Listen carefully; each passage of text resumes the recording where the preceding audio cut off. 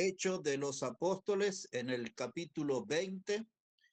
El jueves anterior estuvimos viendo el versículo 24.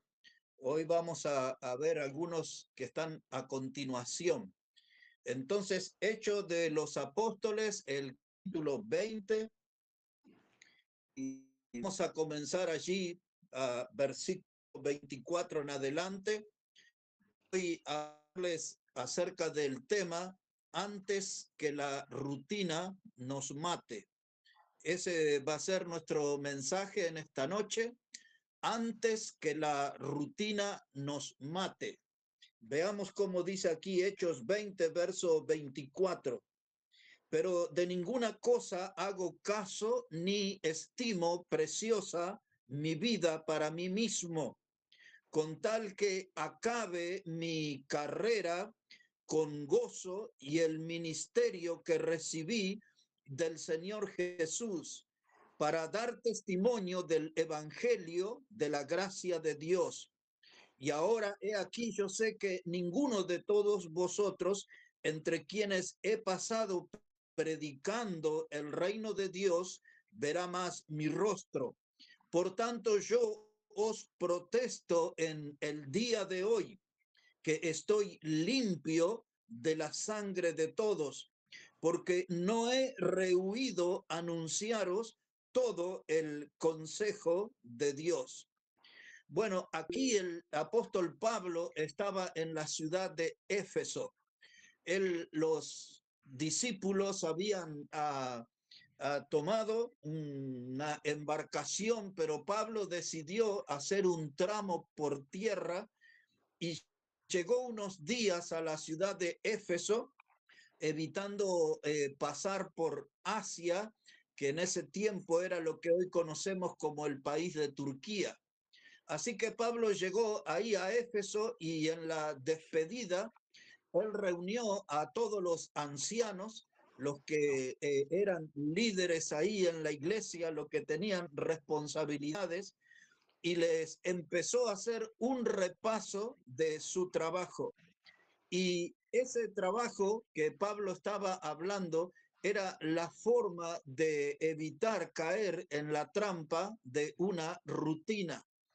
Necesitamos saber, hermanos, qué es una rutina, ¿eh? Y ella consiste en hacer todos los días las mismas cosas repetidamente y sin pensar. Es decir, algo que hacemos casi de manera automática. Lo hacemos siempre, repetidamente, ya sin pensar. Eso es una rutina. Una rutina es una actividad predecible, es un programa sin cambios, siempre es lo mismo, nunca hay variación. La rutina tiene que ver con una costumbre nuestra o con un hábito de hacer siempre lo mismo. Y en muchas áreas de nuestra vida se vuelven una rutina. Y la vida espiritual, hermano, no es una excepción. A veces en la vida espiritual también caemos en una rutina. Y entonces cuando caemos en esa trampa de la rutina espiritual, sufrimos un estancamiento, no avanzamos, no podemos crecer y nos volvemos, hermanos, como prisioneros de un espíritu de quietud, ¿eh? Siempre estamos allí en las mismas cosas, no hay forma de avanzar y no tenemos a veces, hermanos, en nuestra vida como iglesia, a veces nos repetimos en las mismas cosas y eso nos lleva a aburrirnos, al decaimiento. Si llegamos tarde, siempre llegamos tarde a la misma hora. Cantamos muchas veces los mismos himnos, pocas veces cantamos himnos nuevos. Tenemos el mismo estilo de predicación a la misma hora. La gente ya sabe a qué hora está el mensaje. Nos repetimos en muchas cosas, cuando alguien desde el frente saluda, todos en silencio en el asiento. Nadie dice amén, nadie dice gloria a Dios. Y si un día escucho que alguien dice aleluya, uy, va a haber un terremoto en la iglesia. Siempre es la misma rutina. Nosotros también, hermanos, somos víctimas de esa trampa espiritual. Entonces, mis hermanos, Pablo habla que nosotros tenemos que despertar. Él cuenta de cuál era su actividad delante de los hermanos de Éfeso. Por ejemplo, si nos cerró su Biblia, ahí en el versículo 18, mire cómo dice, Hechos 20:18.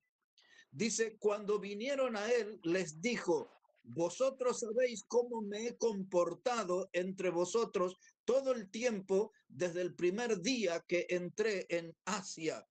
Es decir, que Pablo estaba dispuesto, hermano, a someterse a un examen. Dice, ustedes saben cómo yo me he comportado. En el verso 19, él explica su servicio y dice, sirviendo al Señor con toda humildad y con muchas lágrimas y pruebas de que me han venido por las acechanzas de los judíos. Es decir, que su servicio no fue algo fácil. Dice, lo tuve que hacer con muchas pruebas, pero él no se rindió, no se achicó delante de ninguna prueba. Él siempre fue adelante porque él no era víctima de una rutina. Él tenía una gran motivación en su vida. Nunca iba a ser de la categoría de cristianos estancados. Ustedes saben cómo me he comportado, dice él. Ustedes saben, me han visto a mí sirviendo al Señor, dice, y me han visto llorar, con muchas lágrimas. Esa es una demostración que no fue fácil la vida de servicio de Pablo, y nosotros tenemos que prepararnos también, porque pueden aparecer lágrimas, pueden aparecer tiempos muy difíciles, pero hay que ir adelante. Él dice, los judíos me sometieron a duras pruebas, pero nada de eso lo frenó. Y luego, hermanos, en el verso 29, él empieza a hacer una advertencia a todos los líderes de la iglesia de Éfeso.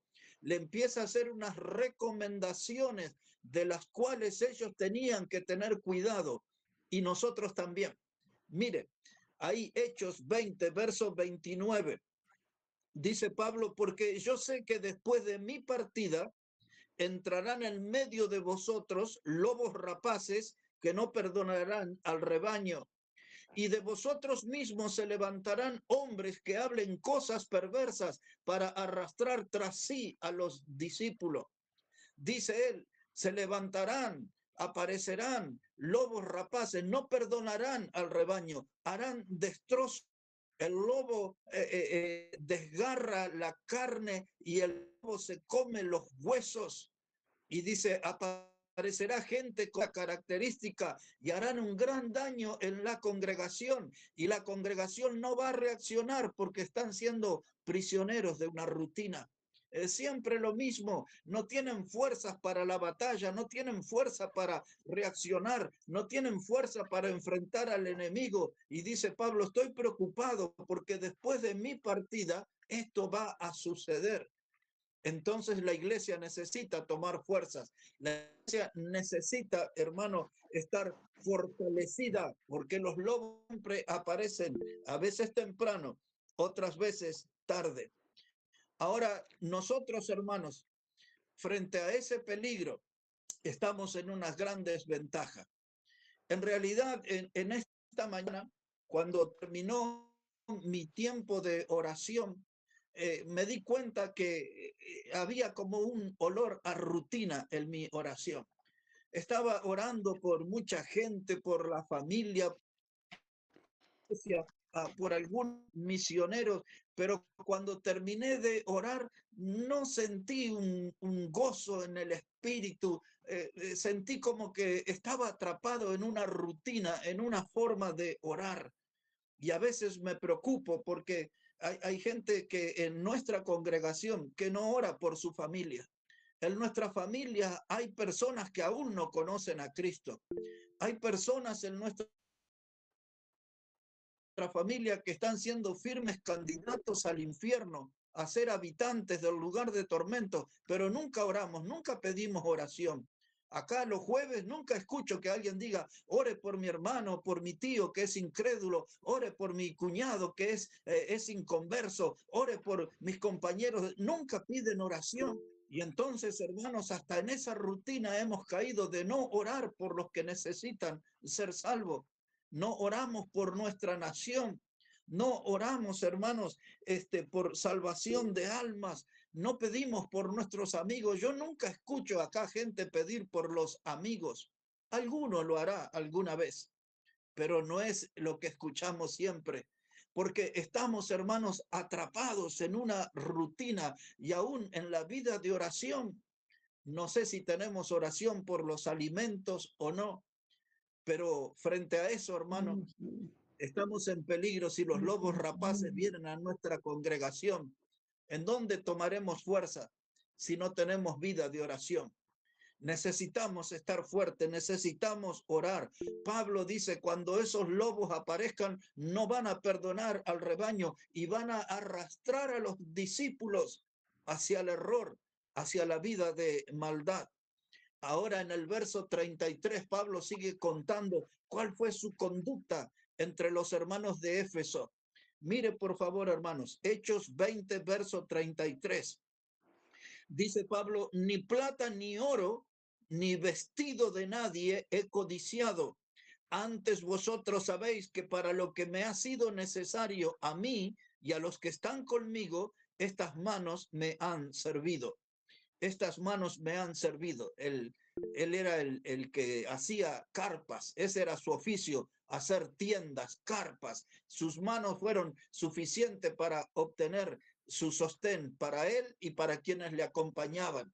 Entonces él dice, yo nunca estuve aquí en la búsqueda de cosas materiales. No codicié ni oro, ni plata, ni el vestido de nadie. No estaba él para competir con la vida social de otros que estaban acomodados. Nunca me fijé en eso. Mi trabajo fue espiritual, mi preocupación fue por las almas, mi esfuerzo fue por tener un gran testimonio. Nunca tuve interés en las cosas materiales.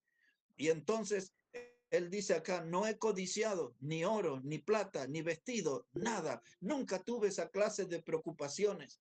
Lo que él había dicho en el verso 24 es que él quería acabar la carrera, el ministerio con gozo. Esa era su preocupación. Es decir, que Pablo, hermanos, era de una vida potente espiritual. Todos los días había un desafío nuevo para él. Ahora, miren cómo termina este encuentro aquí en Éfeso. Quiero que vea aquí, hermanos, en Hechos, el capítulo 20, versículo 36. Aquí está, se describen los últimos momentos que él tuvo en Éfeso. Hechos 20, verso 36. Dice, cuando hubo dicho estas cosas, se puso de rodillas y oró con todos ellos. Y entonces hubo un gran llanto de todos y echándose al cuello de Pablo, le besaban y doliéndose en gran manera por la palabra que dijo de que no verían más su rostro y le acompañaron al barco. Imaginen ustedes, hermanos, una escena en el puerto, ¿eh? Una escena junto al río o al mar, no sé dónde estaba ahí exactamente, pero junto al agua porque había un puerto. Y ahí él estaba dándole todas las últimas instrucciones para tener una iglesia fuerte, una iglesia viva, una iglesia activa, haciéndole recomendaciones de las cosas que tenían que cuidarse y de las cosas que tenían que esforzarse. Y de pronto, cuando llegó la hora de la despedida, todos comenzaban a abrazarle y él dice que se puso de rodillas y oró. Hermanos, las rodillas de Pablo, en eso estuve pensando hoy bastante. En las clases de rodillas que tenía Pablo. Nosotros tenemos a veces rodillas lastimadas o con algunas marcas, algunas cicatrices de algún partido de fútbol, de algún partido de vóley. Quizás porque algún día nos llevamos una mesa o una silla por delante, nos lastimamos la rodilla. Quizás recibimos alguna clase de golpe al trepar un muro o al subir a un árbol. Pero las rodillas de Pablo, de las cuales yo pensaba hoy, tenían marcas de oración. sabía lo que era orar en la arena, porque esta no es la única vez que está orando junto al río o junto al mar. Pablo acostumbraba a orar. Y allí, hermano, después de esa oración, abrazos y lágrimas, y le acompañaron hasta el barco. Así fue la despedida de Pablo de Éfeso. Después vino Tito a predicar y Timoteo, y ellos siguieron ese ministerio ahí adelante. Pero ahora quiero que lo veamos a Pablo y a sus rodillas y su oración, porque la oración era una de las armas principales que evitó que Pablo cayera en la rutina espiritual. Y la oración es la que puede salvar nuestras vidas de la rutina, hermano. La oración puede transformar nuestra vida. La oración puede enriquecer nuestra comunión con Dios. La oración nuestra, hermano, puede hacer que haya frutos notorios en la congregación. La oración todo lo mueve, la oración todo lo puede, hermano. Algunas veces ustedes me han oído decir que las cosas importantes de esta vida se definen en el campo de la oración.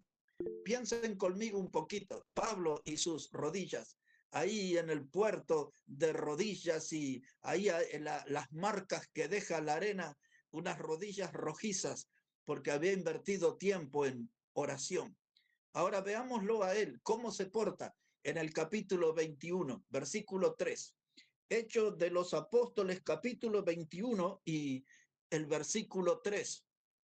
Dice la palabra que al avistar Chipre, dejándola a mano izquierda, navegamos a Siria y arribamos a Tiro, porque el barco había de descargar allí. Y hallados los discípulos, nos quedamos allí 7 días. Y ellos decían a Pablo por el Espíritu que no subiese a Jerusalén. Cumplidos aquellos días, salimos acompañándonos todos con sus mujeres e hijos hasta fuera de la ciudad, y puestos de rodillas en la playa, oramos, y abrazándonos los unos a los otros, subimos al barco y ellos se volvieron a sus casas. Ahora Pablo estaba aquí, hermano, en la ciudad de Tiro.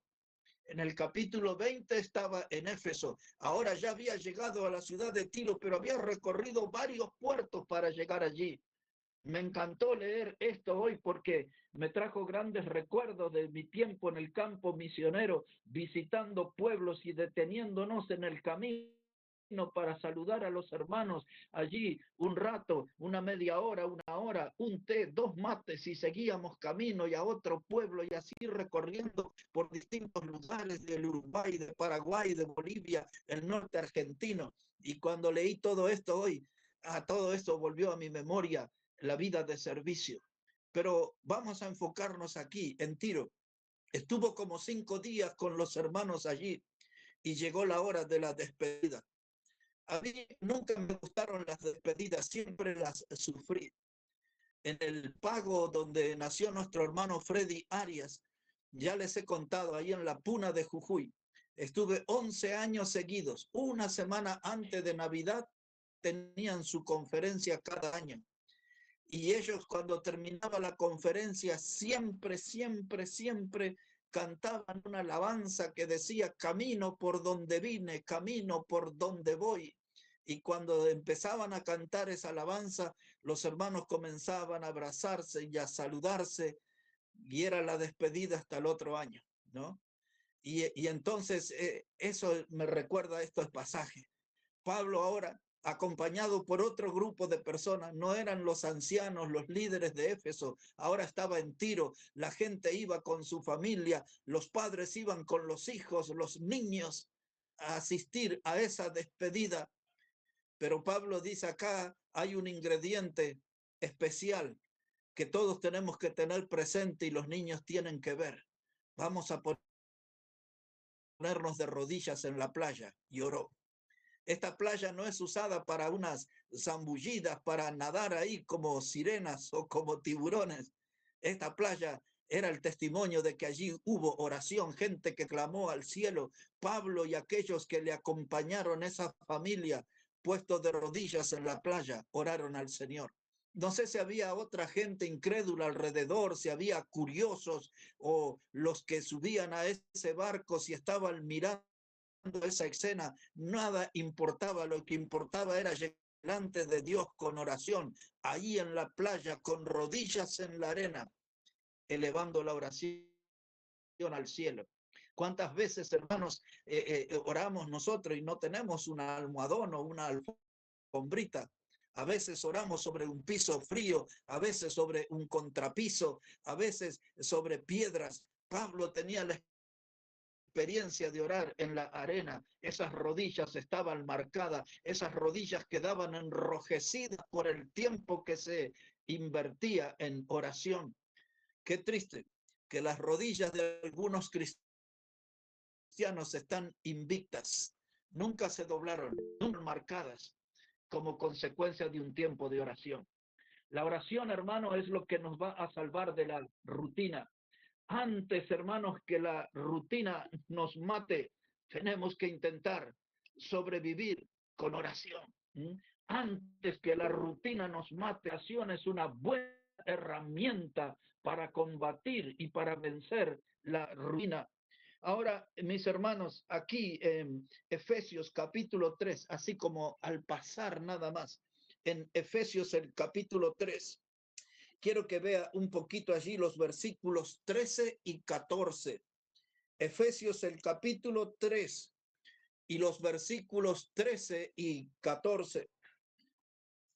Dice la palabra de Dios, por lo cual pido que no desmayéis a causa de mis tribulaciones por vosotros, las cuales son vuestra gloria. Por esta causa doblo mis rodillas ante el Padre de nuestro Señor Jesucristo. Y ahí otra vez encontramos a Pablo doblando rodillas. Eso era una actividad común en su vida espiritual. Es que la oración es la gran herramienta para superar la rutina. Antes que la rutina nos mate, hermano, tenemos que dedicar a la oración. La oración nos va a traer victoria. La oración va a traer poder sobre nuestra vida. La oración nos va a permitir conocer más íntimamente la persona de Dios. La oración, hermanos, puede hacer una gran diferencia. Ahora bien, quiero solamente mencionar, después ustedes pueden leer detenidamente, en Primera de Reyes capítulo 9 y el verso 54, ahí en el altar de Dios se lo encuentra a Salomón, el hijo de David. En realidad, todo el capítulo 9, que quisiera yo leerlo detenidamente mañana, todo ese capítulo 9 es una oración de Salomón en el altar de Dios. Pero en el versículo 54 dice que Salomón tenía sus rodillas dobladas delante de Dios y al terminar la oración, él levantó sus manos al cielo. Cuando usted lee el libro de Esdras, en el capítulo 9 y en el versículo 5, cuando Esdras hace toda aquella confesión por el pecado de su pueblo, dice allí Esdras que él también estaba puesto de rodilla y levantó sus manos al cielo. Cuando Esteban estaba siendo apedreado, dice al final del libro de Hechos capítulo 7, que puesto de rodillas oró. La oración, hermanos, es lo que nos acerca a Dios, pero pensando en nosotros y en nuestra iglesia, la oración es lo que puede evitar que al final la rutina nos mate. Hermanos, antes que la rutina nos mate, busquemos en oración. Oración es lo que nos falta. Oración es lo que necesitamos. Dedicar tiempo a la oración, mis hermanos. Ahora, quiero decirles esto, si no hay oración, no se va a encender el fuego de Dios en nuestra vida. Hay mucha gente que anda queriendo tener un fuego en su vida, un fervor, un entusiasmo, pero el verdadero fuego de Dios, hermano, lo enciende la palabra de Dios y una vida de oración. Hay muchas formas de encender fuego. Algunos usan unos pastos resecos y frotan piedras y golpean piedras y hacen chispazos y logran que se encienda un fueguito. Hay otros que frotan un palo, una madera, la frotan allí, se sientan, la ponen aprisionada con sus pies y con sus manos frotan eso sobre otra maderita y logran hacer fuego. Hay otros que hacen fuego con una lupa, con un vidrio o una lupa, la ponen al sol y del otro lado ponen un pasto seco, un papel, y después de unos minutos se logra encender el fuego. En el mundo moderno y en las cocinas modernas hay algunas que ya no se encienden con el fosforito, hay algunas que con solo girar la perilla, la hornalla se enciende, pero esos son fuegos artificiales. Nuestras vidas y nuestra iglesia necesita el fuego verdadero, el que puede encender una vida de oración. La vida de oración puede encender un fuego, hermano, en nuestra iglesia, un fuego de Dios, un fuego espiritual, para que vivamos una vida encendidos para Dios. Recuerden Juan 5:35.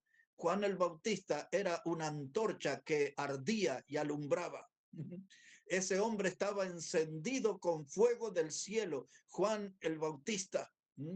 Isaías, su vida fue encendida con fuego del altar de Dios. Un carbón encendido tocó sus labios y reconoció su situación de pecador y le pidió a Dios que le usara y le dijo Isaías, Señor, heme aquí, envíame a mí. Hubo ese fuego de Dios.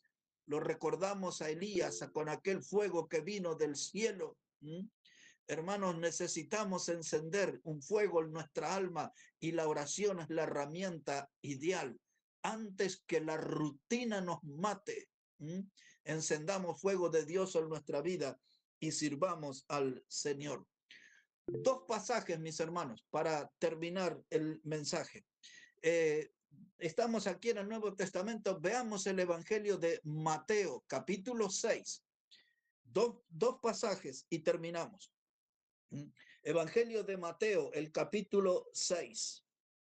Y una vez que llegamos ahí, ponemos la atención en el versículo 5. Mateo, el capítulo 6 y el versículo 5. Este pasaje es parte de lo que nosotros conocemos como el Sermón del Monte. Mire qué buen ingrediente que tenía ese Sermón del Monte.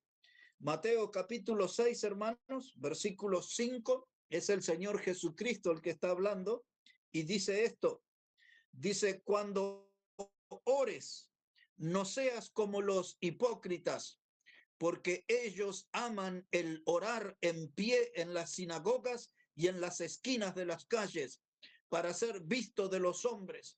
De cierto os digo que ya tienen su recompensa. Mas tú cuando ores, entra en tu aposento y cerrada la puerta, ora a tu Padre que está en secreto, y tu Padre que ve en lo secreto te recompensará en público. Y orando, no uséis vanas y repeticiones como los gentiles que piensan que por su palabrería serán oídos. Empezamos por el verso 7. Orando, no uséis vanas repeticiones.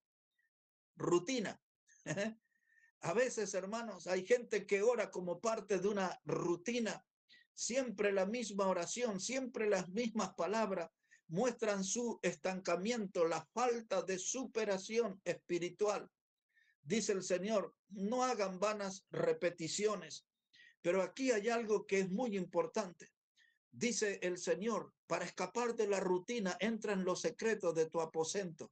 Allí donde nadie le ve, es el lugar ideal para orar a Dios, para buscar a Dios, para pedir poder de Dios para nuestra vida. Dice ahí el versículo 6, cuando ores, entra en tu aposento y cerrada la puerta, ora a tu Padre que está en secreto y tu Padre que ve en lo secreto te recompensará en público. Y entonces nos preguntamos, ¿por qué nos están faltando bendiciones públicas? ¿Por qué vemos algunas bendiciones entre nosotros, pero no tantas? Porque nos falta oración en lo secreto. Nos falta entrar en el aposento, en nuestra habitación, en ese espacio que nos es muy familiar, en ese espacio que ocupamos la mayor parte del día. Allí necesito estar en ese lugar y clamar al cielo, buscar allí a mi Padre que está en lo secreto, y Él va a dar respuesta con recompensas públicas. Mis oraciones tendrán, hermano, su complacencia en forma pública por Dios. Pero si no estamos teniendo bendiciones, es porque nos están faltando oraciones. Antes que la rutina nos mate, tenemos que entrar a nuestro aposento y hablar con Dios, y hablar con Dios, y buscar de su ayuda, buscar de sus bendiciones, porque si no, la rutina nos alcanzará, terminará con nosotros y aún terminará con nuestra congregación, hermanos. La oración es la clave. Algunos decían hace muchos años atrás, la oración se volvió como la doctrina olvidada. La oración parece que se ha muerto en las congregaciones. Ya en los días que vivía el gran predicador Spurgeon, él exclamaba diciendo: qué pocas reuniones de oración hay. No es un problema moderno, pero es un problema grave, gravísimo, la falta de oración. Antes que la rutina nos mate, tenemos que tener victoria a través de la oración. Un último pasaje, hermanos, para terminar, y este está en el Salmo 95. Si podemos ir allí, hermanos, y ese va a ser el final de nuestro mensaje, antes que la rutina nos mate. Mientras va buscando ese salmo, hermanos, yo quiero decirles, tenemos que orar como Pablo lo hacía de rodillas, las marcas en sus rodillas. Tenemos que orar como nuestro Señor oró en el huerto de Getsemaní. Estaba en esa lucha intensa de la oración que hasta sudó grandes gotas de sangre. Había una mujer en el Antiguo Testamento, su nombre era Ana. Yo recomiendo, si no conocen, leer su historia en el primer libro de Samuel, en el capítulo 1. Había un hombre que se llamaba Elcana. Tenía dos mujeres este hombre. Una de ellas se llamaba Penina, y con Penina este hombre tenía algunos hijos, y su otra mujer se llamaba Ana. No ponga ahora su atención en las dos mujeres, ponga su atención en esta mujer Ana. Era una mujer, dice ahí el primer capítulo del primer libro de Samuel, que vivía afligida, con dolor en su corazón. Y Penina se burlaba de ella porque Ana no podía tener hijos, era una mujer estéril. Y Ana clamaba, iba al templo cada año y oraba a Dios pidiéndole un hijo. Su esposo le preguntaba por qué ella estaba afligida. No sé si con aires de grandeza o qué, pero el esposo de Ana, que se llamaba Elcana, le repito, él le decía: pero no te conformas conmigo. No importa que no tienes hijos, me tienes a mí. No sé, parece que tenía algún aire de grandeza el hombre. No lo voy a juzgar. Pero lo cierto es que Ana, allí en la soledad, no comía, hermanos, estaba allí en ayunas continuamente. Sufría esa mujer porque no podía ser madre. Una mujer estéril en ese tiempo era una mujer despreciada, señalada, humillada. Pues así era Ana en esa situación. Y cuando estaba en la soledad del templo orando, allí le vio el sacerdote del templo, que se llamaba Elí. Era un hombre carnal, el dueño de una historia muy triste, el sacerdote Elí. Pero Elí se acercó a Ana y pensó que Ana estaba borracha. Mire, tener un pastor, un predicador, un sacerdote, un líder espiritual que no sabe discernir, le dice él a Ana, casi a modo de insulto: ya digiere tu vino y márchate ya. Pero Ana le dijo: yo no estoy ebria, yo no he probado vino ni he probado sidra, yo estoy clamando a Dios para que me dé un hijo, y si Dios me diera un hijo, yo se lo voy a dedicar a él todo el tiempo. Y finalmente, hermano, el sacerdote Elí le dijo que fuera a su casa, y ahí en su casa Ana, hermano, tuvo la gran bendición del cielo y tuvo un gran hijo que se llamó Samuel y lo dedicó al Señor todos los días de su vida. Samuel fue uno de los grandes profetas. Samuel fue un juez de la nación, pero esa clase de hijo, Ana lo consiguió a través de una vida de oración. La oración, ese fervor, ¿cuánto nos falta, hermano? Si usted puede leer esa historia, ¿cuánto necesitamos del fervor de la oración que tuvo el de esa mujer llamada Ana? Jesús, como le dije, oró también, hasta en agonía, en el huerto de Getsemaní. Necesitamos la oración antes que la rutina nos mate. Salmo 95, entonces, y ahí terminamos, hermano. Versículo 6. Salmo 95 y versículo 6. Dice la palabra: venid, adoremos y postrémonos, arrodillémonos delante de Jehová nuestro Hacedor. Otra vez, hermanos. Salmo 95, 6. Venid, adoremos y postrémonos, arrodillémonos delante de Jehová nuestro Hacedor. Esa es la fórmula, esa es la receta divina, lo que puede matar nuestra rutina de la cual somos sus prisioneros. Es una vida de oración. Y ahora el ejemplo final. Y me gustaría que todos los que estamos aquí en esta noche, al terminar la reunión, corramos al Antiguo Testamento, al libro de Daniel, al capítulo 6 y al versículo 10, porque allí está la gran lección. En días de prohibición de oración, Daniel abría las ventanas de su habitación y, puesto de rodillas, oraba 3 veces al día. Tiene que buscar ese capítulo 6 y versículo 10 de Daniel y aprender de memoria, porque allí está la gran lección de un hombre que abría las ventanas de su habitación, doblaba sus rodillas y 3 veces al día iba al Señor en oración. Esta gente, Pablo, Daniel, Ana, Esdras, Salomón y otros tantos, Esteban, nunca ellos iban a ser muertos por la rutina, porque era gente que sabía cómo orar. Era gente de rodillas coloradas, de rodillas que tenían las marcas inconfundibles de alguien que había dedicado tiempo a la oración. Este es el desafío que quería compartir con ustedes en esta noche, hermano. La oración antes de que la rutina nos mate. Vamos a entrar al aposento y vamos a orar con Dios.